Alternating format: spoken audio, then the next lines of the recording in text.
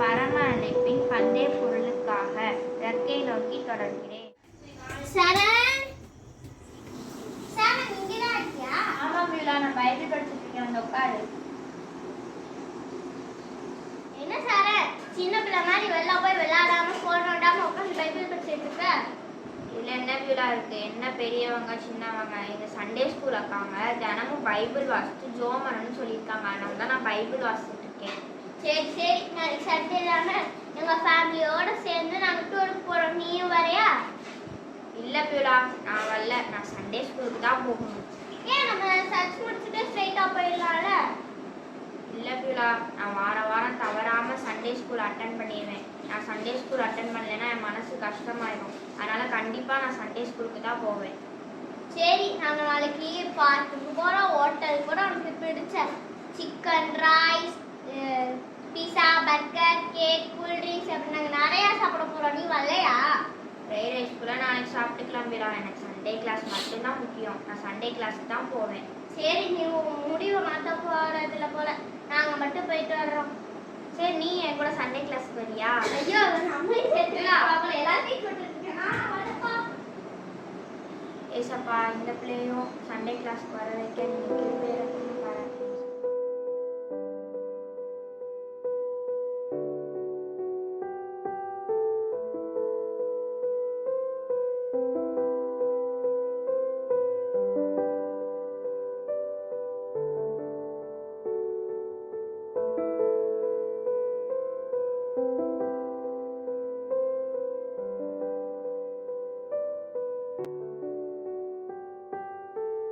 நேற்று ஆராதனையில் செய்தி வேலையில் ஆவியானவர் என்னோட கூட பேசினாங்க சிஸ்டர். என் உள்ளத்தில் கூட ஏவுதலை கொடுத்தாங்க. அதாவது ஆண்டவருடைய அன்பை குறித்து ஆண்டவரை அறியாத இன்னும் அநேக பேருக்கு சொல்லணும் அப்படின்னு நான் தீர்மானம் எடுத்திருக்கேன் சிஸ்டர். அப்படியா சிஸ்டர்? என் உள்ளத்துலேயும் ஆவியானவர் அந்த ஏவுதலை கொடுத்தாரு சிஸ்டர். சரிங்க சிஸ்டர், நம்ம பக்கத்தில் இருக்கிற கிராமத்தில் கூட நிறைய பிள்ளைங்க இயேசுவோட அன்பை அறியாமல் இருக்கிறாங்க. அவங்களுக்கு நம்ம 2 பேரும் சேர்ந்து போய் இயேசுவோட அன்பை குறித்து நம்ம சொல்லுவோமா? சரிங்க சிஸ்டர், கண்டிப்பாக போய் நம்ம 2 பேரும் சேர்ந்து அந்த ஊழியத்தை செய்வோம் சிஸ்டர். Okay sister. சரிங்க சிஸ்டர், இன்னைக்குலேருந்தே நம்ம அந்த ஊழியத்தை செய்ய ஆரம்பிச்சிடலாம். பக்கத்தில் இருக்கிற அந்த கிராமத்துக்கு நம்ம கிளம்பலாம்.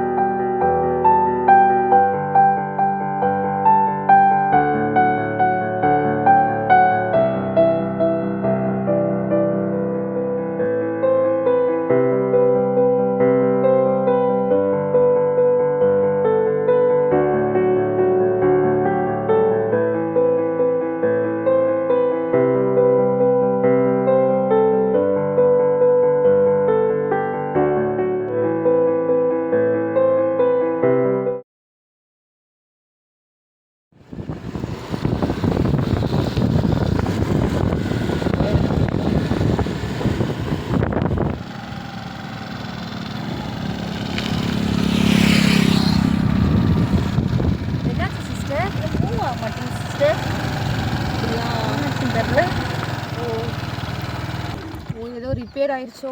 அது என்னன்னு தெரியலையே. சரி, நமக்காக சண்டே கிளாஸ் பிள்ளைங்க வேற ரொம்ப நேரம் வெயிட் பண்ணிட்டு இருப்பாங்களே. ஆமா,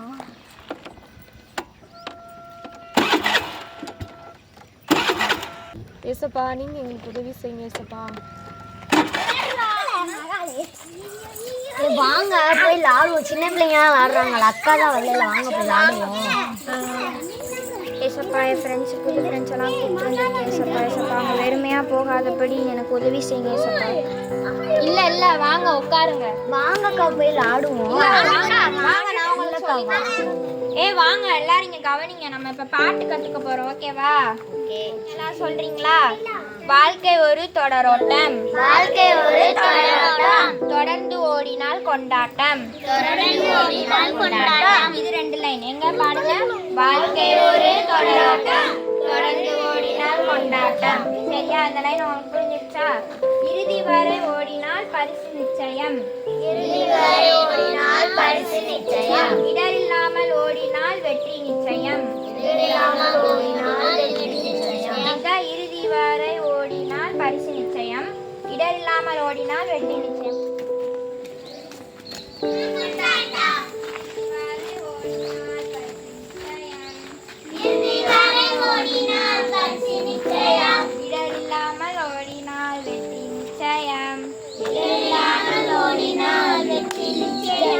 ஹலோ ஷேரன், அழகா பாட்டு சொல்லி கொடுத்தாங்களா?